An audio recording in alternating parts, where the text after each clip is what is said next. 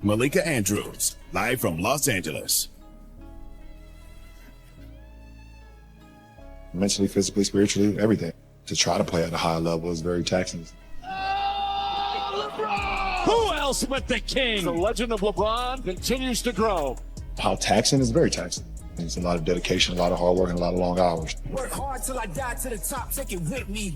No heights in my greatness. Now I'm free from the limits, I can fly like I'm weightless. If you love the game and you love the process and you love being great, then you don't mind taking the tax that comes with it. 22, LeBron James is set to become just the second player in NBA history to hit that number. Of course, Vince Carter did it in 2020. He's going into the Hall of Fame just a month from today. But with all due respect, the expectations for LeBron, they're unlike anyone we've ever seen at this age. Remember, LeBron agreed to a 2-year, $104 million extension this offseason. But this roster, it didn't change very much from last year, right? Look at this. The biggest additions are their draft picks. You got Dalton Knecht, of course, Bronny James, and then head coach J.J. Redick. So let's look toward this season together, shall we? The Lakers, they won 47 games last year. ESPN Bet sees the team taking a little bit of a dip here. Their win total is set at 43.5. It's hard to see them making the playoffs, right, if that's where they land. So here's LeBron James and what he said this summer about his expectations for the season. You still want to win. Can you do it here with the Lakers between now and the end of your career? Can it happen again? Of course. Of course. What gives you that confidence? Because we've done it before. We still have two guys who commit every single day, and myself and AD, we commit to excellence and commit to winning. We're not that far off. You know, we were 1 year removed from the Western Conference Finals. This past year didn't go as well as we would like, but we're not that far off. And there's so many teams in the league, you know, so many great teams in the league, in the Western Conference and the Eastern Conference, but we don't see that we are that far off anyways.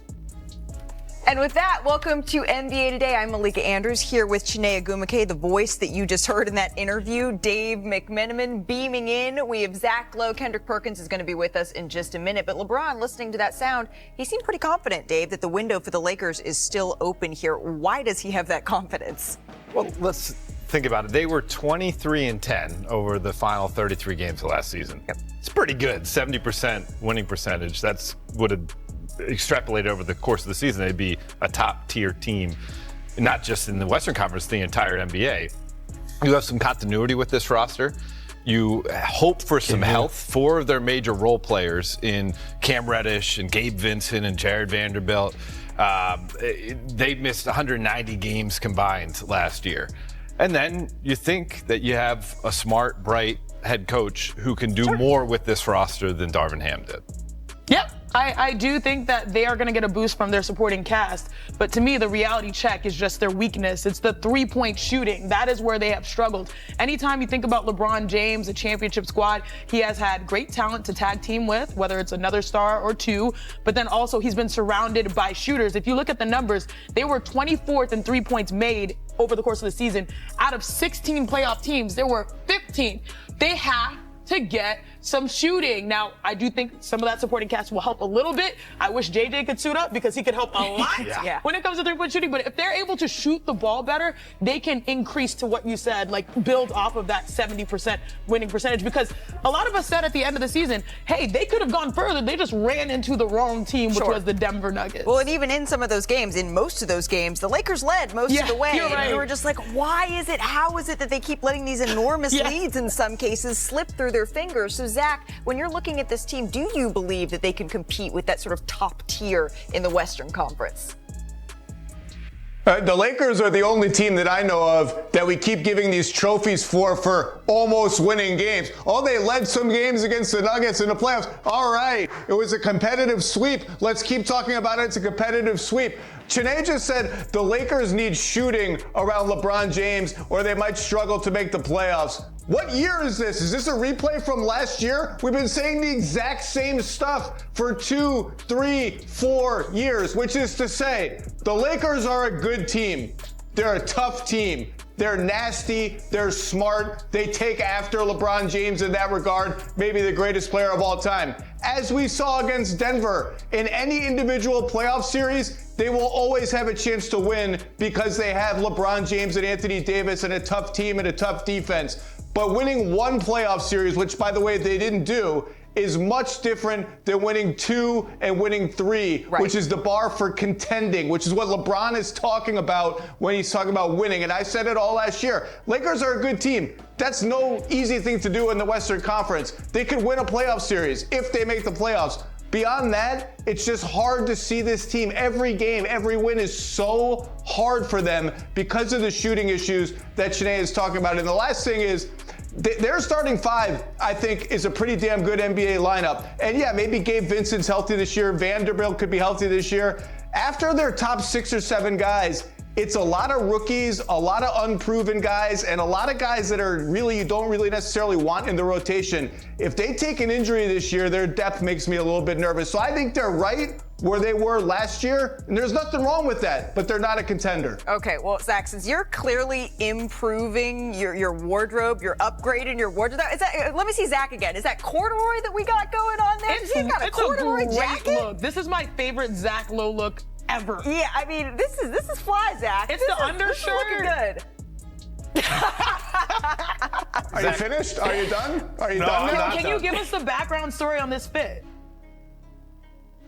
It was picked out for me, and my wife hates it, or she hates this shirt. This shirt is called the ugly shirt in our house, and I'm banned from wearing it by both my wife and my daughter. But guess what? They don't supervise me when I'm on television, so I'm going crazy. It's Friday. You know what? Since Zach's going nuts over here. Dave, I'm gonna ask you. Zach, I'm planning a trip to London, and I lost my map for the London Underground, the tube. So can I just borrow your shirt so I know which it's a train to get on? This is news to me. All right, Kendrick Perkins is ready to join us here on NBA Today. Let's move off of Zach's shirt, if we could, and back to the Los Angeles Lakers here, Perk. We were talking about whether or not we think they're true contenders this season, because Zach is dressing like they are. What do you think? I mean, they're not, but they're not that far off. I feel like they still need to make a move, right? I think perimeter defense, while I know perimeter defense is so valuable, not just in the Western Conference, but around the league.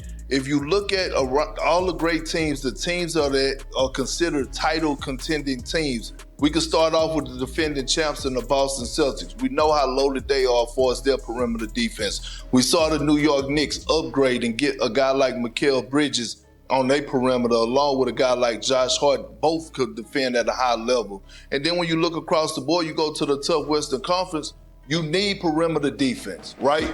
You can look back at that playoff series last season. Anthony Davis pretty much held his own against Nikola Jokic. Jamal Murray was the X factor because no one could slow him down, right? So when you think about the shooting, I get it. That's one side of the basketball. But in order for them to make those steps, defense still win championships. I know offense is valuable, but defense still win championships. And we saw that with Derek White and Drew Holiday brought in this last championship against the Dallas Mavericks. So as we talk about what we see in the Los Angeles Lakers, former Laker Hall of Famer Shaq, he weighed in on the Lakers season. Take a listen to his concerns. They're going to have a rough start. And what I mean by that, as a coach, it's all about respect. And, if I'm a guy that's played 7, 8 years and I'm getting a young coach who I think I was a better player than, it's going to be a level of, disrespect there. My thought process is, will the antennas of the players be up when J.J. Redick talks? We don't know, but we shall see.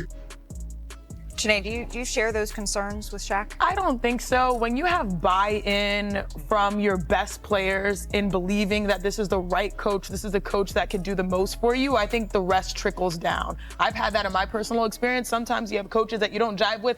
If the best player is not listening, then the rest of the team feels like it gives them autonomy not to do so as well. We have seen that JJ and LeBron have a relationship that preceded this entire situation, and I do think that this is considered a win-win for everyone involved. Having a coach that has the blessing of your star player, it can only help. He's also spent a ton of the time this offseason already in El Segundo in the Lakers practice facility with their younger role players. And so I think that sweat equity will translate to having a bit of a running start with the rest of the roster, not just his podcast co-host in LeBron James. Zach, where do you fall on this? Look, even if there is a disagreement between coach and superstar, there's no disagreement so big that an $800 bottle of Malbec can't fix it. They'll be fine. JJ will be fine. If the Lakers get off to a slow start, I don't think it will be because of the coach. I think it will be because the Western Conference is just loaded top almost to bottom, and every game is going to be a slugfest. Well, and when you look at the Lakers last season, they largely had good health, at least at the top of the roster, right? When you look up and down the roster, that's where they started to struggle a little bit. But when you have LeBron James and Anthony Davis largely available, that's where I start to have a couple of concerns. Can they still be that available, Perk? I believe they can. And look, Anthony Davis is in the middle of his prime, right? Like, he's a guy that had the best year of his career last season. I feel like under JJ, they're on the same page. He's going to even get better. But look, here's the thing.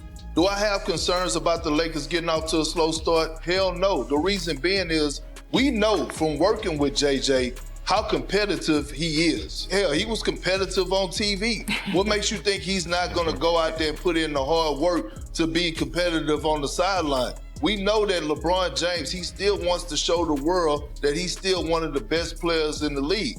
Austin Reeves, he continued to get better every year. So the Lakers are walking into this season with a chip on their shoulder. And when it comes down to the respect part of it for us young coaches, it's not that many Hall of Fame coaches we see walking up and down the sideline that were players, right? Maybe Jay Kidd is one of them, one out of the many that's coaching right now. So I think the respect is going to be earned by the amount of hard work that JJ Redick puts in on a day-to-day basis, watching film and in the film room, paying close attention to detail, and I think they're going to be fine. Let's end here for now. The Lakers, as we just showed that wonderful graphic by our researcher, Jason Joseph, they have the 10th easiest schedule, at least to start the year here. So this is where they can get off to that fast start, get a little bit of that sweat equity that Perk was just talking about.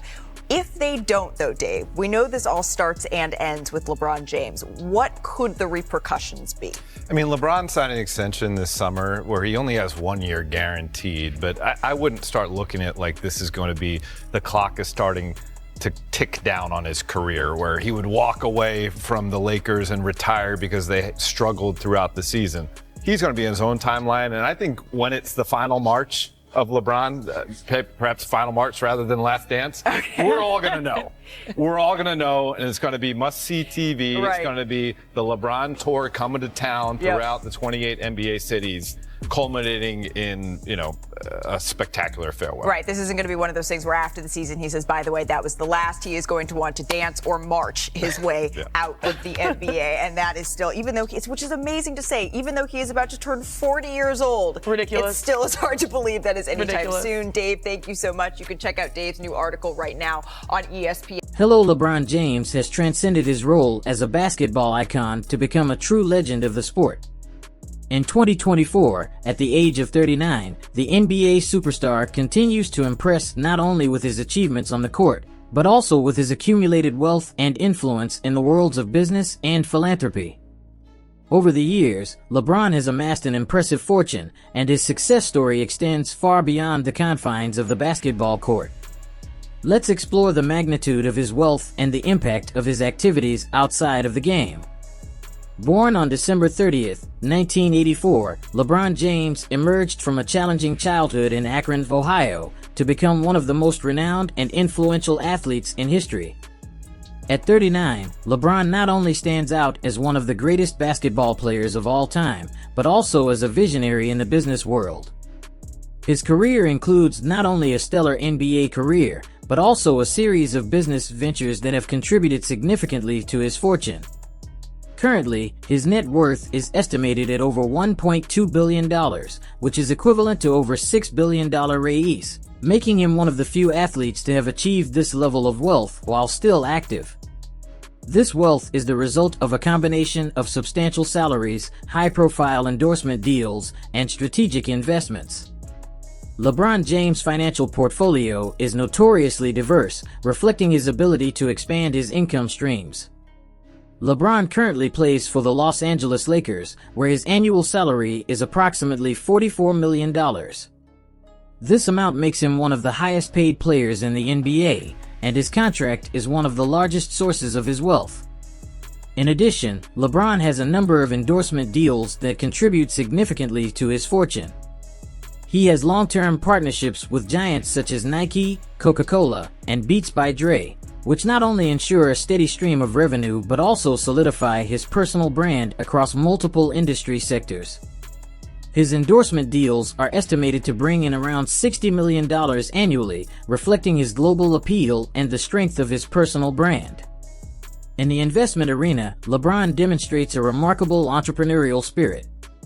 He is a co-owner of Spring Hill Entertainment, a media production company that has been known for creating high-impact content, including the film Space Jam: A New Legacy, which grossed over $160 million at the global box office. In addition, LeBron is a strategic investor in several companies, including Blaze Pizza, a pizza chain that has seen significant growth, and Liverpool FC, one of the most renowned soccer clubs in the Premier League, reflecting his diversification and influence beyond basketball. Off the court, LeBron James is deeply involved in several initiatives that demonstrate his commitment to society and community development. Through Spring Hill Entertainment, he has produced films and series that address important social issues and promote diversity. Additionally, the LeBron James Family Foundation, which he founded, has been a transformative force in his community. The foundation is responsible for initiatives such as the I Promise School, a school in Akron that provides education and support to underserved youth, and has been widely praised for its positive impact. LeBron has also expanded his influence in the business world, investing in startups and franchises that have the potential to grow and transform markets. His involvement in a variety of areas, from entertainment to education to business, demonstrates a holistic and visionary approach that goes beyond basketball. In terms of achievements, LeBron James has an impressive resume. He has won 4 NBA titles, winning championships with the Miami Heat in 2012 and 2013, the Cleveland Cavaliers in 2016, and the Los Angeles Lakers in 2020. His ability to lead different teams to championships is a testament to his greatness in the sport. Additionally, LeBron has won 2 Olympic gold medals in 2008 and 2012, establishing himself as one of the best players on the international stage. His recognition extends beyond the court, with multiple NBA MVP awards and numerous honors for his philanthropic work and social impact. LeBron James continues to be an inspirational figure, not only for what he accomplishes on the court, but also for the positive impact he makes off it. His ability to continually reinvent himself and expand his horizons not only solidifies his legacy in sports, but also establishes him as a visionary leader in the worlds of business and philanthropy. With a career spanning decades and an impact that spans multiple industries, LeBron James is truly a living legend whose contributions and accomplishments continue to inspire and influence the next generation of athletes and entrepreneurs. What do you think? Leave your opinion in the comments below and be sure to subscribe. A hug and see you next time.